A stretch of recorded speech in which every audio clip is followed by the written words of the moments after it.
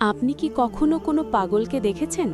উস্কো খুস্কো চুল, ছেঁড়া জামা, এলোমেলো দাড়ি। মানুষ তাকে দেখে দূর থেকে চিনে নেয়। কেউ কাছে ঘেঁষতে চায় না, কেউ কথা বলে না।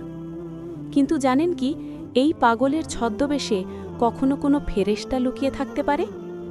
রমজান মাসের এক বিকেলে তেমনই এক পাগলের দেখা মিলেছিল শহরের অলিগলিতে। সেই পাগলকে ঘিরে ঘটেছিল এক অদ্ভুত ঘটনা, যে ঘটনা শুনলে আপনার চোখের পানি আটকানো দায় হবে, যে ঘটনা বদলে দিয়েছিল এক পরিবারের জীবন।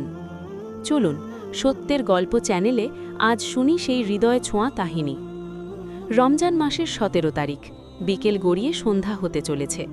শহরের এক অলিগলিতে দেখা মিলল এক অদ্ভুত মানুষটির।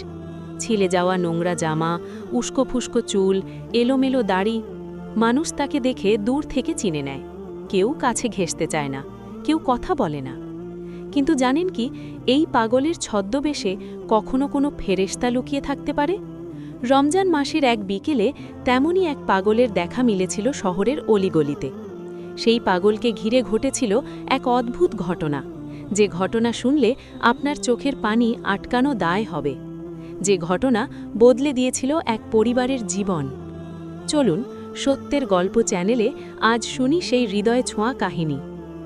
রমজান মাসের ১৭ তারিখ, বিকেল গড়িয়ে সন্ধ্যা হতে চলেছে। শহরের এক অলিগলিতে দেখা মিলল এক অদ্ভুত মানুষটির।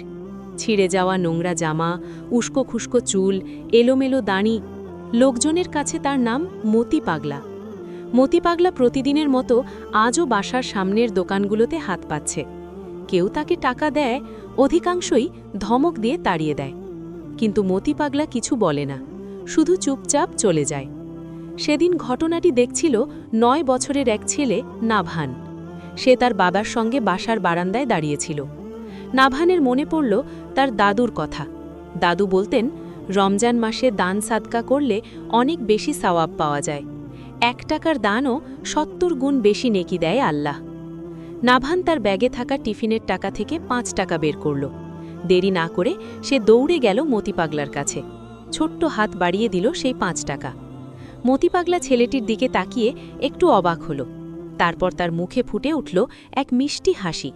সে টাকাটা নিয়ে নাভানের মাথায় হাত বুলিয়ে দিল।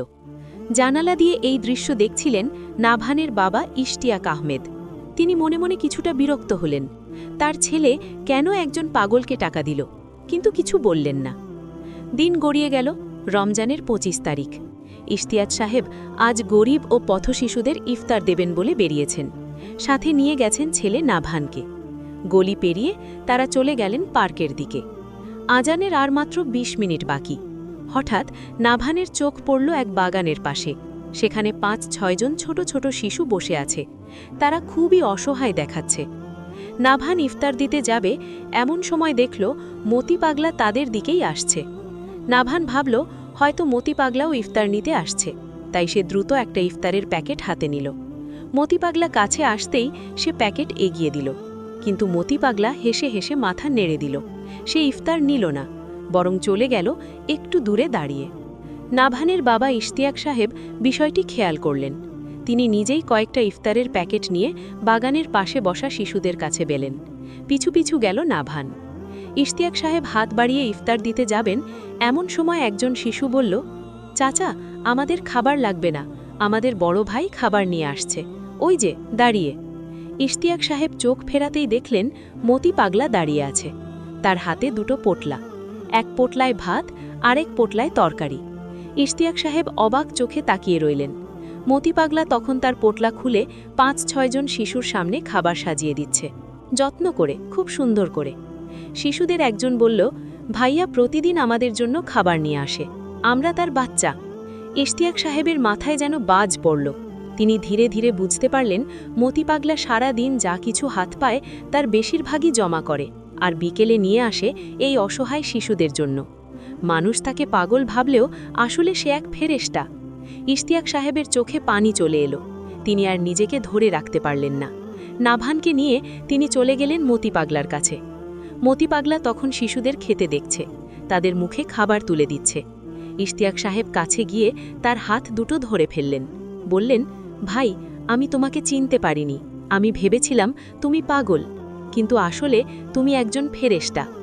মতি পাগলা হেসে বলল, আমি ফেরেশতা নই, আমি একজন সাধারণ মানুষ। কিন্তু রমজান আমাকে শিখিয়েছে যারা অসহায় তাদের পাশে দাঁড়ানোই আসল ইবাদত। মাগরিবের আজান ভেসে এলো মসজিদ থেকে। সবাই মিলে বসে ইফতার করল ইশতিয়াক সাহেব, নাভান, মতি পাগলা আর সেই অসহায় শিশুরা। প্রিয় দর্শক, এই গল্প থেকে আমরা কি শিখলাম? আমরা মানুষকে দেখে বিচার করি, কিন্তু আল্লাহ দেখেন অন্তর। মতি পাগলাকে সবাই পাগল ভাবত, কিন্তু আসলে সে ছিল এক মহান মানুষ। ছোট্ট নাভানের ৫ টাকার দানই শুরু করেছিল এই মহৎ কাজটি। আল্লাহ সেই ছোট্ট দানটাকে কত বড় করে দিয়েছেন। রাসূলুল্লাহ সাল্লাল্লাহু আলাইহি ওয়াসাল্লাম বলেছেন, তোমাদের মধ্যে সেই উত্তম যে মানুষের জন্য সবচেয়ে বেশি উপকারী। তিরমিজি। মতি পাগলা হয়তো পড়াশোনা জানত না, তার জামা ছিল ছেঁড়া, কিন্তু সে ছিল মানুষের জন্য সবচেয়ে উপকারী। তাই আল্লাহের কাছে সে কত বড় মর্যাদাবান। এই রমজানে আমরা শুধু নিজেদের নিয়ে ভাবব না, আমরা চারপাশের অসহায়দের দিকে তাকাব। হয়তো আপনার পাশেই কোনো মতি পাগলা আছে যে চুপচাপ মানুষের সেবা করে যাচ্ছে। হয়তো আপনি নিজেই হতে পারেন সেই মতি পাগলা। আসুন আমরা সবাই মতি পাগলার মতো হয়ে যাই, মানুষের সেবায় নিজেকে উৎসর্গ করি। এটাই রমজানের আসল শিক্ষা। সত্যের গল্প চ্যানেলে আজ এ পর্যন্তই। ভালো থাকবেন, সুস্থ থাকবেন, ঈমান নিয়ে থাকবেন। আল্লাহ হাফেজ।